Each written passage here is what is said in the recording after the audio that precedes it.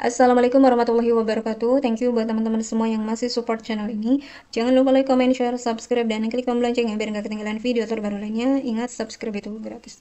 Oke teman-teman, selamat datang dan selamat bergabung di channel Binaris ID. Nah, kali ini kita mau bahas seputar latihan soal untuk persiapan ujian P3K 2024 khusus buat teman-teman dari JF perawat, baik itu perawat terampil maupun ahli pertama. Oke, langsung saja. Nah, kita sebelumnya mau kasih info dulu, kita telah membuka lagi grup belajar atau bimbel P3K Perawat 2024 ya. Ini yang kedua kalinya kita buka ya.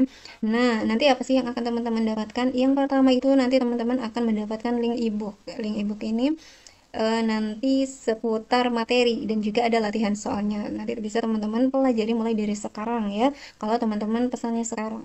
Oke, yang kedua nanti teman-teman juga akan masuk ke dalam grup bimbel ya, dimana grup ini terpisah antara D3 dan NARS. Kemudian yang ketiga nanti teman-teman juga akan mendapatkan tryout, dimana tryout ini soal-soalnya itu terinspirasi dari FR tahun kemarin ya, dan juga kisi-kisi tahun kemarin, sehingga ini bisa menjadi gambaran buat teman-teman untuk mempersiapkan diri menuju ujian P3K 2024 ya.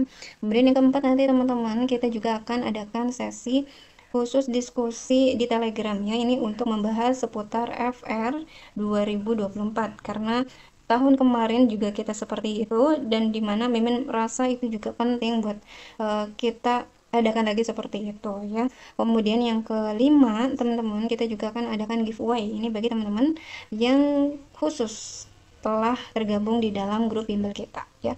Kalau misalkan teman-teman mau tanya-tanya lebih detail ataupun butuh informasi terkait dengan bimbel ya, silakan teman-teman bisa hubungi kita di nomor WA admin. Soal ke-16, gangguan bicara pada anak dengan kebutuhan khusus, yaitu mereka menunjukkan ketidakmampuan berpikir dengan taraf kecerdasan di bawah normal, disebut apakah A. dislogia, apakah B. dysarthria, apakah C. dysaudia, apakah D. dysglosia, apakah E. dyslalia. Jawabannya teman-teman. Oke, 3, 2, 1, jawabannya yang A ya, dislogia. Nah, ini pernah muncul di tahun kemarin ya teman-teman nurse. Ini terkait dengan komunikasi dengan pasien anak yang memiliki kebutuhan khusus ya. Nah, ini hampir-hampir sama ya, tetapi kita coba bedakan ya.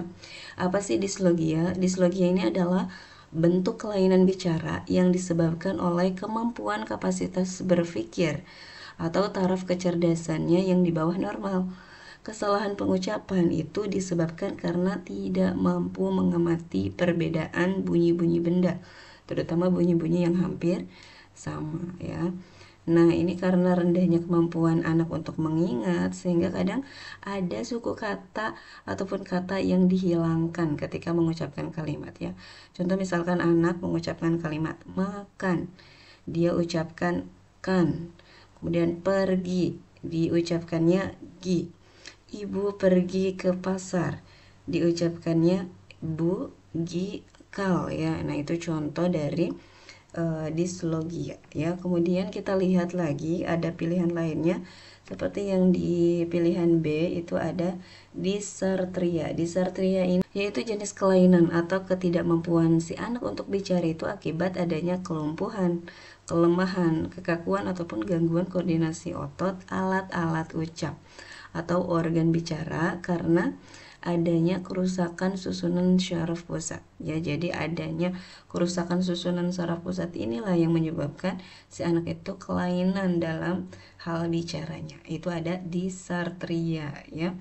Nah, sehingga ketika dia bicara kadang dia merasa kesulitan ya, atau dia terlambat berbicaranya, atau putus-putus, atau kadang sama sekali tidak memproduksi suara atau bicaranya itu dengan nada yang monoton. Nah, sehingga ketika dia berbicara kadang menyulitkan lawan bicaranya untuk memahami, yaitu dysarthria ya, adanya kerusakan di saraf pusatnya. Yang dysaudia ini adanya gangguan pendengaran sehingga menyebabkan gangguan bicara ya, contoh pada pasien dengan tunarungu ya. Jadi gangguannya itu pada pendengarannya, sehingga ketika orang berbicara itu pesannya itu yang masuk ke dalam telinga itu tidak sempurna atau mungkin dia salah artikan ya. Jadi hal tersebut dapat menyebabkan gangguan lah pada saat ia berbicara ya. Nah, sehingga menyebabkan apa sih? Dia menyebabkan suaranya monoton, nadanya tinggi ya, tidak mengenal lagu kalimat, dia tidak tahu kalimat tanya, penegasan, tidak tahu makna tanda seru dalam kalimat ya. Nah, contoh misalkan kata kopi dia sebutkannya dengan topi gitu ya. Kata bola dia sebutkan dengan pola ya. Ini kadang anak-anak dengan kebutuhan khusus tunarungu ya, seperti itu ya, sehingga lebih mudah berkomunikasi dengan bahasa isyarat gitu ya. Kemudian yang keempat, nah ini ada disglossia. Disglossia ini adalah kelainan bicara yang terjadi karena adanya kelainan bentuk struktur dari organ bicara. Contoh misalkan anak dengan sumbing langitan ya. Kemudian ada konstruksi gigi atas dan bawahnya itu yang enggak sesuai, ataupun ada cacat bawaan, contoh misalkan dengan bentuk lidahnya yang tebal, tidak tumbuh, atau tali lidahnya yang pendek. Ini disglossia, sehingga pasti menyebabkan gangguan dalam bicaranya ya. Kemudian terakhir ada dislalia. Dislalia ini gangguan bicara karena ketidakmampuan dalam memperhatikan bunyi-bunyi bicara yang diterima, sehingga tidak mampu membentuk konsep bahasa ya. Misalkan kita sebutkan kata makan, dia sebutkannya kaman atau nakam. Jadi dia nggak memperhatikan bunyinya ya, seperti salah struktur kalimat gitunya ya. Nah, itu sehingga menyebabkan gangguan dalam hal bicara atau tidak mampu membentuk konsep bahasa ya. Itu dislalia. Oke teman-teman, itu adalah perbedaan-perbedaannya. Minimal kita tahu apa sih bedanya, karena ini mirip-mirip ya. Ya minimal kita tahu artinya apa, sehingga nanti ketika ada soal terkait yang seperti ini lagi, kita mampu membedakan dan memilih jawaban yang tepat. Oke teman-teman, tetap semangat. Assalamualaikum warahmatullahi wabarakatuh.